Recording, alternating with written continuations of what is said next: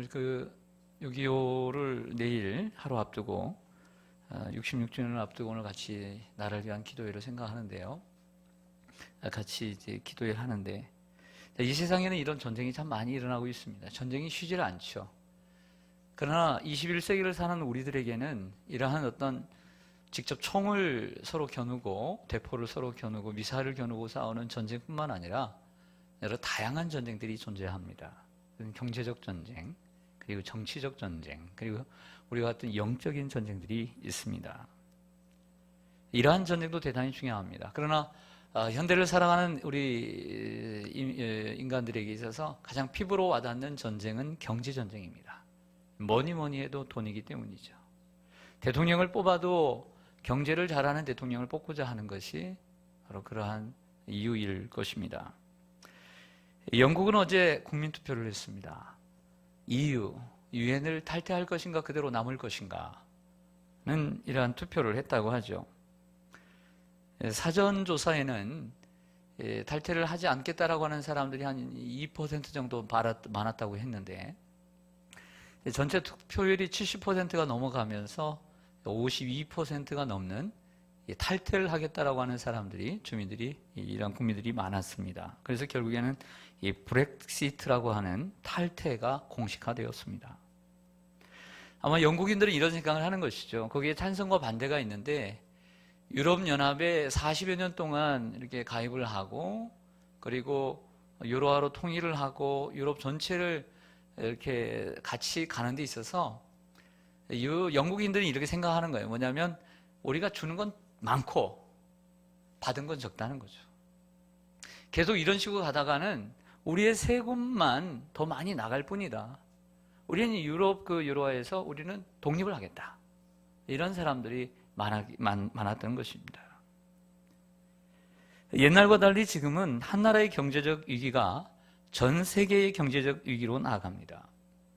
2008년도 미국 금융위기가 우리나라에 영향을 미쳤습니다. 우리는 몸소 피부로 그걸 느꼈습니다. 지금이야 좀 나아지긴 했지만 언제 또 금리가 오를지 모르는 불안한 상황 가운데 있습니다. 이런 것들 가리켜서 경제적 전쟁이라고 얘기를 해요. 경제적 전쟁. 사실 미국이나 여러 나라들이 여러 밀고 당기는 이유는 다 그 이면에는 다 경제가 있어요. 다 돈이 있어요. 그래서 우리가 표면적으로 나오는 뉴스만 볼 것이 아니라 그들이 어떤 이점을 노리고 여기에서 뭘 포기하지 않고 있는가를 우리는 봐야 합니다. 경제전쟁인 것이죠. 이러한 경제적 전쟁뿐만 아니라 우리가 사는 시대는 정치적 이념의 전쟁이 치열합니다. 정치적 이러한 이념의 전쟁. 과거 미국과 소련을 중심으로 민주주의와 공산주의의 이념의 전쟁이 있었습니다. 그러한 잔재가 이제 많이 사라지긴 했지만 우리 한반도에는 여전히 그대로 남아있는 거죠. 북한이라고 하는 공산주의의 이념과 우리 남한의 민주주의의 이념이 아직도 대립되고 있는 참으로 21세기에 참 보기 힘든 이러한 나라가 우리 나라인 것입니다. 그래서 통일이 어려운 것은 바로 그런 것 때문이죠. 이념의 이러한 차이가 있기 때문에 더더욱 통일이 어려운 이유입니다. 자, 우리나라 안에서도 이러한 정치적 전쟁이 일어나고 있다고 봅니다. 그것은 진보와 보수의 싸움입니다. 모든 나라의 진보와 보수 있지만 우리나라의 진보와 보수도 있습니다. 이러한 진보와 보수의 전쟁도 정치적 전쟁에 속한다라고 말할 수가 있습니다. 우리나라는 지난 몇 년간 이런 전쟁을 하나 치렀습니다. 무상급식 전쟁. 급식을 무상으로 할 것이냐 아니면 단계별로 할 것이냐. 그래서 우리는 인터넷에 이것을 무상급식을 치게 되면 전쟁이라는 말이 따로 따라와요. 무상급식 전쟁. 전쟁이었습니다. 그게 왜 전쟁이냐라고 말할 수 있지만 서울의 모 시장은 이 무상급식을 놓고 자기의 자리를 걸었어요. 무릎을 꿇고 눈물을 흘렸어요. 결국에 주민투표를 했습니다. 여러분들은 혹시 하셨습니까? 2011년에. 여러분들이 많이 안 하셔서 33%가 안 돼서 결국엔 27%밖에 투표를 안 해서 개표도 안 하고 끝났습니다. 이념의 전쟁입니다. 이건 정치적 전쟁입니다. 이러한 무상급식 전쟁은 복지 전쟁의 일부에 속합니다. 복지 전쟁. 현 시대는 복지 전쟁 시대입니다. 전 세계가 복지 전쟁 속에 있습니다. 우리보다 앞서간 서구나 구라파가 복지 전쟁으로 몸살을 앓고 있습니다. 자, 우리는 그걸 보면서 좀 실수를 덜하기 위해서 노력을 할 뿐이죠. 하지만 우리나라는 이러한 복지에 대해서 정책을 세우는데 미흡합니다. 이 미흡한 이유는 뭐냐면 돈이 없어요. 부채가 어마어마해요. 나라의 부채도 크고 국민의 부채도 커요. 그러다 보니까 인구는 그대로일지라도 노년 인구가 많아지고 젊은이들이 노년을 책임져야 되고, 그리고 점점 복지를 하자라고 하는 사람들이 많아지다 보니까 점점 우리의 경제는 어려워질 수밖에 없는 것이죠. 안 할 수도 없고, 그렇다고 해서 해야 되는데 어떻게 할 것인가, 이러한 전쟁 가운데 있다라고 말할 수가 있습니다. 우리나라는 진보와 보수의 이념 전쟁 중이고, 그리고 오래전부터 이 조그마한 나라가 동과 서의 지역 감정 전쟁 가운데 있습니다. 진보와 보수를 아우르고, 그리고 동서를 하나로 묶으려고 하는 이러한 노력, 이러한 정치적 통합이 많이 이루어지리라고 또 기대를 하고 있습니다. 그런데 이러한 경제적 전쟁도 있고, 그리고 정치적 전쟁도 있지만 우리가 간과할 수 없는 또 다른 전쟁은 영적 전쟁입니다. 영적 전쟁의 범위는 하도 넓어서, 그리고 하도 깊어서 헤아릴 수도 없고 알 수도 없습니다. 그래서 제가 이 시간에 몇 개의 단어를 가지고 여러분들에게 요약할 수도 없는 것이 영적인 전쟁입니다. 왜냐하면 제가 모르는 영적인 전쟁도 어느 곳에선가 지금 일어나고 있기 때문이죠. 그러나 이 부족한 지식으로 우리가 그 영적인 전쟁을 몇 가지 가늠해 본다면 이렇습니다. 우리나라와 같은 경우 동성애법이 이에 속한다고 할 수 있습니다. 동성애법은 하나님께서 이 성경을 통해서 말씀하실 때 기뻐하시지 않는 것입니다. 이건 불법이요, 그리고 죄 가운데 포함되는 것입니다. 하나님이 금지하신 것이 동성애입니다. 동성애법을 용인하는 것은, 통과시키는 것은 동성애자들을 사랑하는 것이 아니라 동성애자를 망치는 것입니다.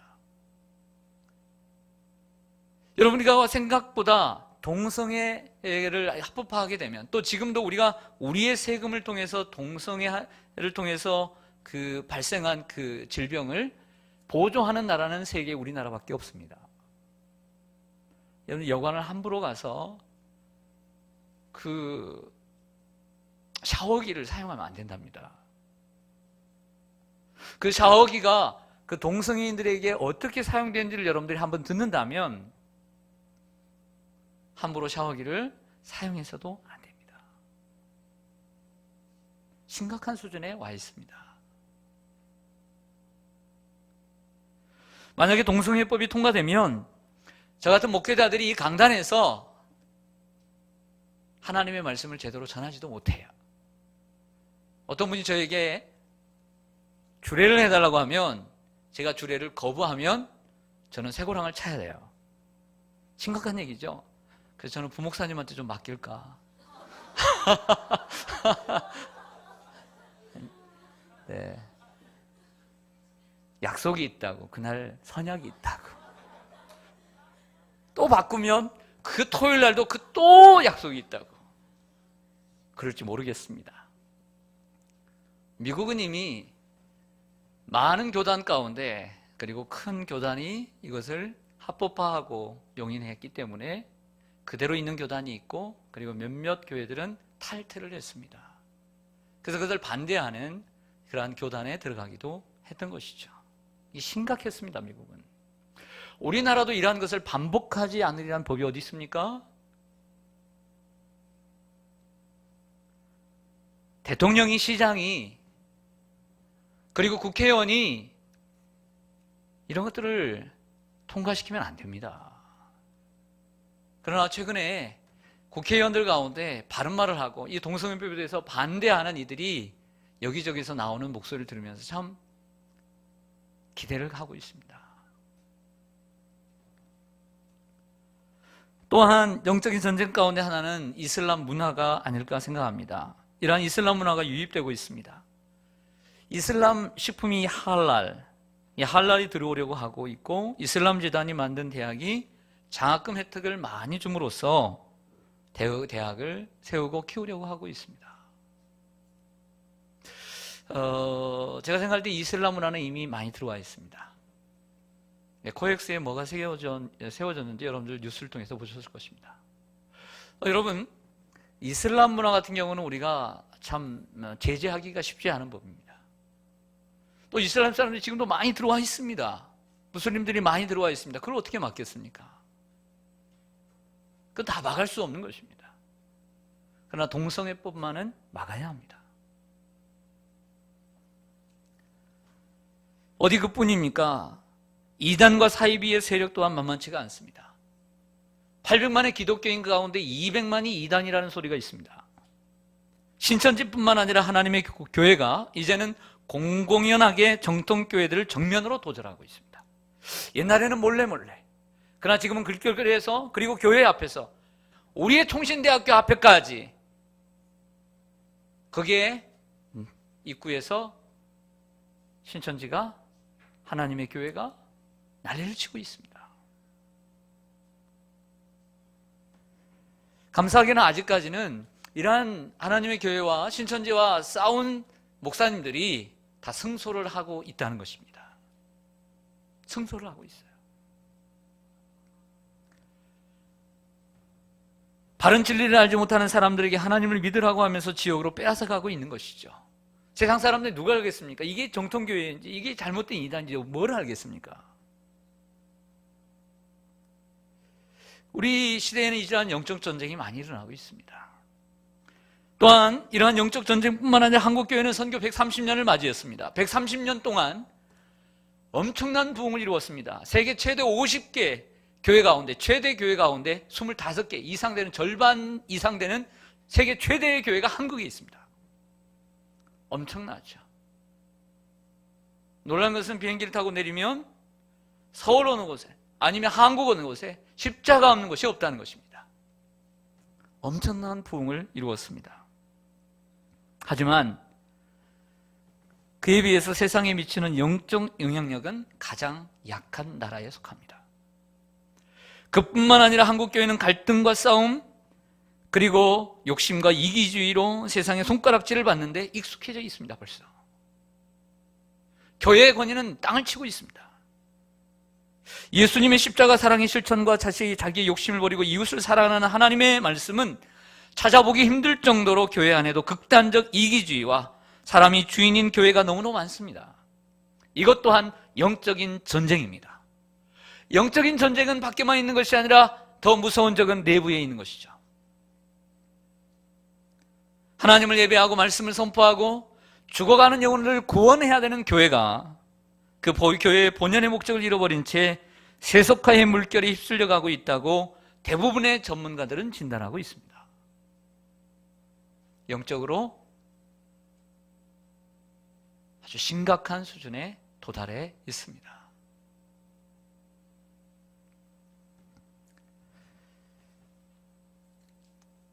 사랑하는 여러분, 자, 우리의 현실이 이렇다면 여기에 새로운 돌파구는 없을까요?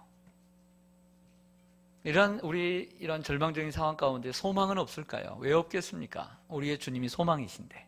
할렐루야. 하나님의 교회는 영원합니다. 하나님의 보편교회는 영원하고 순결합니다. 하나님의 교회는 사람이 망하게 할 수 없습니다. 무너뜨릴 수 없습니다. 그러나 이 땅에 세워진 우리 시온산교회 같은 이러한 지상교회는 완전하지 않습니다. 무너질 수 있습니다. 부족합니다.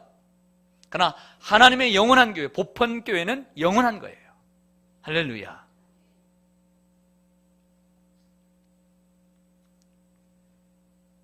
이러한, 여러분들 영상에서 보셨듯이 우리나라는 정말 못 살았어요. 6.25가 끝나고 난 다음에 우리의 모습은 우리 이 동아시아의 그 어떤 나라들보다 못 살았어요. 얼마나 못 살았는지 몰라요. 여러분, 우리가 내려다보는 지금 그런 나라들에 비해서도 못 살았어요. 중국, 캄보디아, 필리핀, 태국, 다 우리보다 다 잘 살았어요.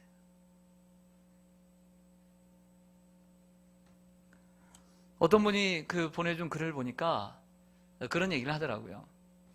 박정희 대통령 시절에 너무 못 사니까 어떻게 하면, 그때 실업률이 40, 50%였는데 어떻게 좀 이 나라를 좀 바르게 살리려고 미국에 가서 좀 돈을 꿀려고 생각을 했습니다. 그랬더니 미국의 대통령이 박정희를 만나주지도 않은 거예요. 그 이유는 쿠데타로 나라를 세웠기 때문인 거죠. 그럼 만나주지도 않았다는 거예요. 거부를 받았어요.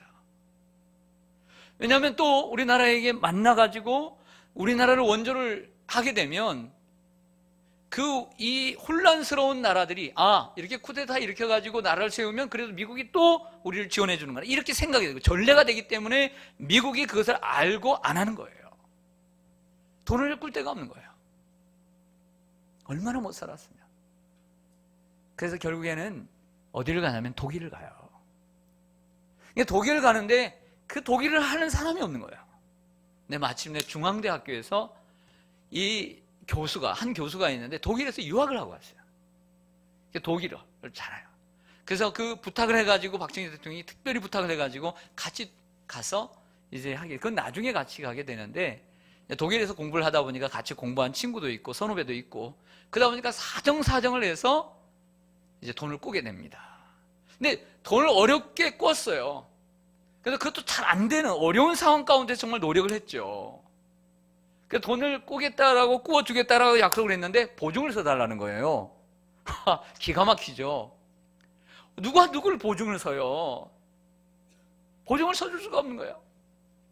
그래서 계속 이 중앙대 교수가 계속 부탁을 했다는 거예요. 그래도 좀. 그래서 그 같이 공부했던 자기를 가르쳤던 교수님의 또 다른 아는 분이 거기에 경제를 주관하고 있는 장관으로 있었던 거예요. 그 장관 집에 매일 찾아갔대요. 매일. 한 10일을 찾아가니까 만나주더라는 거예요. 그러다가 새로운 제안을 받게 됩니다. 그건 뭐냐면, 이 독일의 사람들이 이 탄광 일을 했는데 1000m 이하를 내려가니까 독일의 사람들이 위험하니까 내려가지 않으려고 하는 거예요. 그러면 이런 제안을 한 거예요. 그러면 우리 탄광을 하고 있는데 그 1000m 이상 내려가려고 하는데 우리에게 5,000명 보내줄 수 있느냐 이러는 거예요. 그래서 대통령에게 연락을 했답니다. 이런 제안이 왔는데 5,000명을 보낼 수 있느냐고. 그랬더니 우리 대한민국에서 정부에서 뭐라고 얘기한 줄 아세요? 5만 명도 보내주겠다는 거예요. 5만 명도 보내주겠다는 거예요. 그렇게 해가지고 순차대로 하게 되었고요. 그리고 광부가 많다 보니까 그들을 치료하고 그들의 식세를 닦아주기도 하고 간호사가 필요했던 거예요.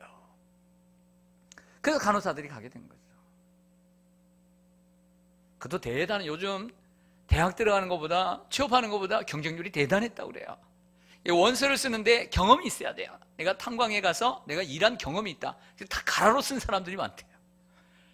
그리고 초등학교, 중학교 나온 사람이 아니라 그때 당시에도 대학을 나온 사람들이 지원을 많이 했다는 거예요.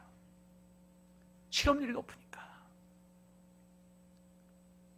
가서 얼마나 고생을 했겠어요. 죽음을 불사하고 1000m 이하를 더 내려가서 거기서 일을 해야 되는 그 어려운 상황 가운데서 그렇게 해서 원조를 받기 시작한 거예요. 그리고 갔다고 합니다. 대통령이 이제 마음을 먹고 이제 그곳에 이제 대통령이 이제 수상이 만나러 갔다고 해요. 갔는데 이제 만나게 되었어요. 만나게 하는데 거기서 하나 이제 착안을 한 게 뭐냐면, 우리나라는 아우토반이라고 하는 고속도로가 있다. 당신네 나라는 어떠냐? 근데 우리 산이 많고 그러니까 길을 뚫어라. 길을 뚫어야 물자가 움직여가고 그리고 경제가 산다. 그래서 돌아와서 경부고속도로를 뚫은 거예요.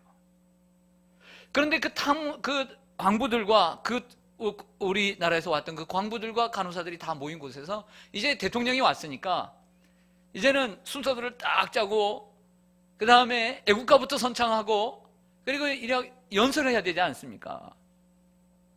근데 그때 그것을 목격했던 사람들이 이렇게 얘기합니다. 뭐라고 얘기하냐면 애국가를 부르는데 애국가의 소리가 들리지 않았다. 애국가의 소리보다 우리 국민들의 그 광부들과 간호사들의 울음소리가 더 컸기 때문이다. 그랬어요. 우리가 이처럼 어려웠어요. 어렵게 우리나라가 지탱해 온 거예요. 얼마나 눈물이 났겠어요.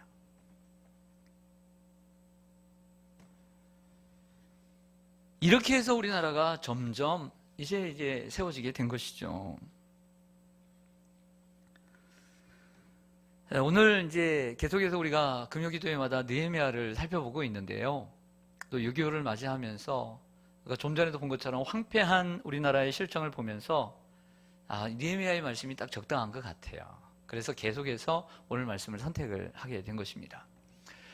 페르시아의 술 맡은 관원으로 있었던 느헤미야가 예루살렘의 형제에게서 예루살렘에 온 형제에게서 이러한 예루살렘의 소식을 듣고 4개월을 기도하다가 아닥사스다 왕에게 나아가서 자기의 원하는 것을 이야기하죠.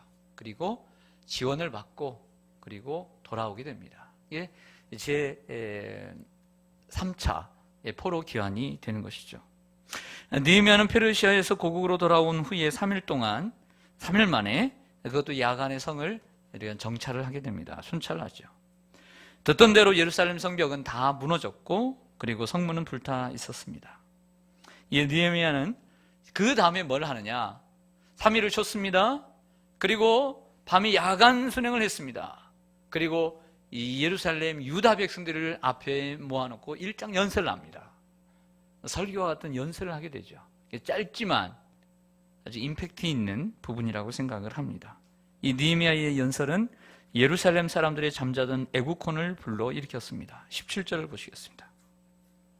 17절 뭐라고 하는지 한번 들어보겠습니다. 후에 그들에게 이르기를 우리가 당한 공경은 너희도 보고 있는 바라. 예루살렘이 황폐하고 성문이 불탔으니 자 예루살렘 성을 건축하여 따라하겠습니다. 다시 수치를 당하지 말자. 여러분 이것이 우리의 기도의 제목 아닌가요? 다시는 이러한 수치를 당하지 말아야죠. 18절에 오면 또 그들에게 하나님의 선한 손이 나를 도우신 일과 왕이 내게 이런 말씀을 전하였더니 그들의 말이 일어나 건축하자 하고 모두 힘을 내어 이 선한 일을 하려 하매. 할렐루야. 17절의 한 구절이지만 그냥 단순하게 요약을 하고 있지만 이 한 구절이 결국에는 예루살렘 백성들 그리고 유다 백성들의 애국혼을 불러일으킨 명연설이었던 것이죠. 우리가 당한 공경을 봐라. 자, 성벽은 무너졌고 성문은 불타 없어졌다. 일어나 우리 다시는 이러한 수치를 당하지 말자. 이렇게 말했던 것이죠. 느헤미야가 이런 생각을 하게 됩니다. 느헤미야가 왜 야간 순행을 했을까? 그것은 바로 이스라엘 백성들 앞에서 뭔가 얘기를 해야 되기 때문이에요. 남들이 본 것만 듣고 난 다음에 얘기하는 것과 자신이 직접 목격하고 그것을 보고 난 다음에 얘기하는 건 천지 차이인 거예요. 내 감정이 없는데, 내 마음이 없는데 어떻게 남을 설득할 수 있겠어요? 그래서 먼저 예루살렘의 형편을 직접 본 대로 이야기를 합니다. 성벽은 무너졌고 성문은 불타 없어져 있지 않습니까? 라고 말했던 것이죠. 그리고 예루살렘 성을 건축하여 다시는 수치를 당하지 말자고 얘기합니다. 여러분, 우리 나라처럼 우리나라도 931회의 외침을 받았다고 그래요. 근데 우리가 먼저 다른 나라를 친 적이 없다. 있는지 없는지는 잘 모르겠지만 없다고들 얘기를 역사가더라. 그러나 저는 조금 좀 물음표를 던지고 싶긴 하지만 대부분 외침을 당했다라고 얘기를 합니다. 그런데 우리나라 못지않게 이처럼 우리도 일제의 식민지 그리고 동족상잔의 비극이 있었던 것처럼 우리나라보다 더 많은 외침과 더 많은 포로 생활과 식민지 생활을 했던 나라는 비교할 수도 없을 만큼 곤란을 당한 나라는 이스라엘이에요. 이스라엘 앞에 우리는 명함도 내밀 수가 없어요. 왜? 여러분들이 지금까지 이 구약의 역사와 이스라엘의 역사를 통해서 여러분들 이스라엘 역사를 많이 봐왔기 때문에 알아요. 그의 선조는 어떻습니까? 요셉이라고 하는 총리가 처음에는 총리로 갔지만 나중에는 애굽의 종살이로 종노릇 했습니다. 벌써부터 애굽 제국 시대부터 종살을 했죠. 그때가 1446년에 모세가 이끌고 나왔으니까요. 아수르에게는 어떻습니까? 북이스라엘은 아수르에게 점령을 당했어요. 남유다는 바벨론에 의해서 점령을 당했어요. 그 다음에 일어난 페르시아가 계속해서 남유다를 식민지화 시켰습니다. 헬라는 어떻습니까? 로마는 어떻습니까? 헬라 당시에 그래도 잠깐이라도 마카비가 일어나서 이스라엘을 독립을 시켰습니다. 그러나 그 독립도 100년밖에 가지 못하고 결국에는 주전 63년인가에 로마에 다시 귀속이 되었습니다. 그때로부터 1948년에 이르기까지 2000년 동안 이스라엘은 나라를 빼앗긴 상태로 살았습니다. 그래서 이 이스라엘이 독립한 때가 얼마 되지 않아요. 어때요, 여러분? 이스라엘이 우리보다 나은 게 있어요, 없어요? 없죠? 우리는 명함도 못 내민다니까요. 그러나 비슷해요.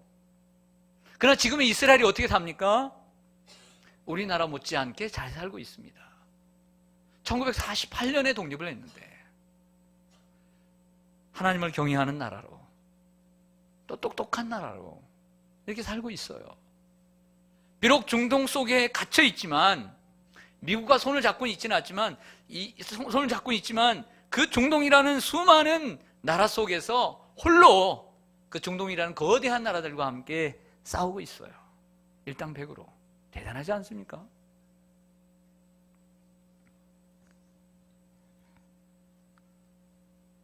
또한 느헤미야는 우리 뒤에 하나님이 계시다는 사실을 개인적 체험으로 간증을 합니다. 뭐라고 했냐면 하나님께서 내가 이 상황을 보고 내가 여기에 돌아오기를 위해서 기도를 했는데 그 생략을 했던 것이죠. 어찌 그 얘기를 안 했겠습니까? 다 얘기했을 것입니다. 그런데 내가 4개월 동안 하나님 앞에 기도했는데 아닥사스 왕이 내 얼굴을 보고 왜 수심이 가득하느냐? 그래서 내가 준비한 이야기를 했고 아닥사스 왕은 그 모든 것을 도와주기로 했으며 그 외에도 나를 보호하고자 군인들까지 보내주었다. 하나님의 선한 손이 나를 이끌어 여러분들 앞에 왔으니 이것은 하나님의 뜻입니다. 여러분들이 마음을 같이하여 나와 함께 성벽을 재건해야 합니다. 할렐루야. 이렇게 연설했을 것입니다. 사람들의 마음을 감동시켰던 것이죠. 그렇게 해서 그들의 잠자는 애국혼을 흔들어 깨웠습니다. 이렇게 해서 성벽 재건은 시작됩니다. 그래서 3장은 이러한 성벽 재건의 내용을 모두 담고 있어요. 뜸들일 것도 없어요. 곧바로 시작을 했어요. 그리고 단 52일 만에 성벽을 재건하고 맙니다. 그 오랜 동안 재건하지 못했던 성벽을 52일 만에 다 재건을 하고 말아요. 얼마나 큰 성과입니까? 하나님의 은혜인 줄로 믿습니다. 또한 그는 페르시아의 땅에서 태어나 살았지만 유대인으로 유다 백성들과 하나가 되려고 노력을 했습니다. 너희가 당한 공경이라고 말하지 않고 우리가 당한 공경을 보라 이렇게 얘기를 합니다. 우리라는 단어를 쓰게 되죠. 네, 말씀을 좀 정리하겠습니다. 저는 일제시대를 살아보지도 않았고요. 그리고 6.25 전쟁을 경험하지도 않았습니다. 하지만 그 고통이 얼마나 큰지 배웠고 그리고 상상할 수는 있습니다. 남의 나라의 포로가 되어 제 나라 말을 못하고 또한 하나님을 마음껏 부를 수 없고 예배할 수 없고 자유가 없이 산다는 것은 얼마나 큰 고통이겠습니까? 억압을 받을 뿐만 아니라 무시를 당하고 짓밟힘을 당하고 살았던 모습을 생각해 봅니다. 또한 같은 민족끼리 총뿌리를 겨누고 전쟁을 치른다는 것이 얼마나 큰 불행입니까? 여러분, 우리나라가 다시는 일제시대와 같은 이러한 다른 나라에 짓밟히는 이러한 일이 없어야 될 줄로 믿습니다. 또다시 6.25와 같은 아픔을 반복하지 않도록 우리가 통일을 앞당겨야 될 줄로 믿습니다. 그리고 오늘 우리가 함께 기도하는 것은 이런 기도를 했으면 좋겠어요. 여러 가지 기도의 제목을 여러분들에게 이제 준비해서 드릴 텐데 그걸 놓고도 기도하지만 우리 그리스도인은 애국자가 되어야 합니다. 그리스도인은 애국자라는 생각을 하고 살아야 돼요. 그래서 먼저는 나라와 민족을 위해서 기도하는 이 기도를 잊지 말아야 된다는 거예요. 그래서 우리의 후손들에게 강한 나라, 힘 있는 나라, 좋은 나라를 물려줘야 될 줄로 믿습니다. 기도하겠습니다.